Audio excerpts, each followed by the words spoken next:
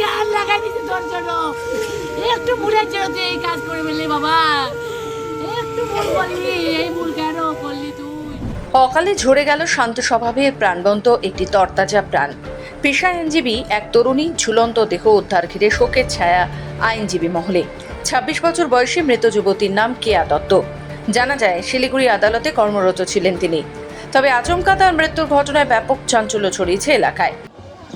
না না, আমরা এটা মানতেই তো পারছি না, মানারই ব্যাপার নেই, কোনো বলতে পারছি না। আপনারা প্লিজ, মানে এগুলো সমস্যা ছিল না, কোনো সমস্যা ছিল না, কোনো সমস্যা ছিল না। কেন করলো ওই বলতে সেটা এখন কার মনের ভিতরে কি আছে সেটা তো বলতে পারবো না না আমরা। পরিবার সূত্রে জানা গেছে শিলিগুড়ি সংহতি মোড় সংলগ্ন এলাকায় একটি ফ্ল্যাটে তিনি তার মার সঙ্গে বসবাস করতেন। বহু বছর আগে তিনি পিতৃহারা হন। বৃহস্পতিবার রাতে অন্যান্য দিনের মতোই খাওয়া দাওয়া সেরে তিনি তার ঘরে চলে যান। তবে গভীর রাতে আনুমানিক 1:30 নাগাদ তার মা তাকে ডাকতে গেলে তার কোনো সাড়া শব্দ না পেয়ে প্রতিবেশীদের ডাকাডাকি করেন।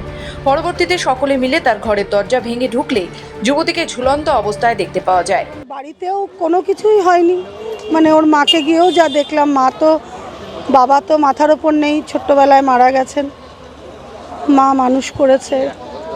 এই এত অল্প বয়সে মানে এই ধরনের জীবনযুদ্ধ থেকে পালিয়ে যাওয়ার যে সিদ্ধান্ত নেওয়া, মানে এটার মানে মেনে নেওয়া যায় না। আমরা মা তো পারবেই না, আমরা মানে আমার কাছে যে 10 মাসও কাজ করেছে না, খুব সিনসিয়ার এবং শেখার যে আগ্রহ, মানে একজন গুড লয়ার হতে গেলে যে আগ্রহটা দরকার, আমি ওটা মানে অ্যাজ এ সিনিয়র ওইটা ওর মধ্যে খুঁজে পেয়েছি, এটুকুই বলতে পারি।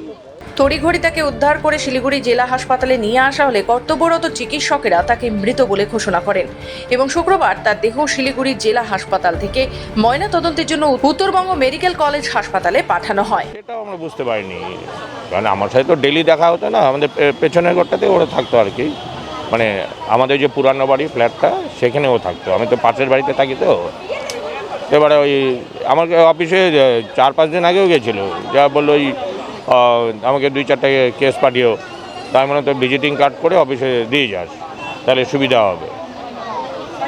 ও তো ছোটোবেলাতেই বাবা মারা গেছে, ওরা 2 বোন।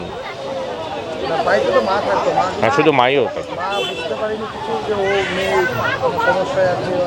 না, এমনি অতটা বুঝতে পারিনি, কিন্তু ওই ভাস্তির ছোটোবেলা থেকে একটু মানে যতটাই শান্ত ততটাই কোনো কারণে যদি রাগ করে, খুব প্রচণ্ড রাগ জেদি ছিল, এটা ছিল। তাছাড়া এমনি কোনো সমস্যা ছিল না।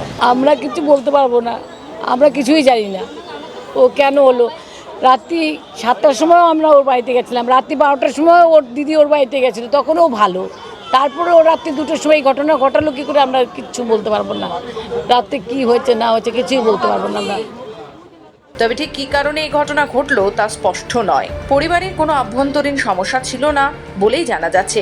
তবে কী কারণে ওই তরুণী আইনজীবী এমন পদক্ষেপ নিল তা জানতে তদন্ত শুরু করেছে আশিঘর ফাঁড়ির পুলিশ। শিলিগুড়ি থেকে নিজস্ব প্রতিনিধি রিপোর্ট, খবর বাংলা।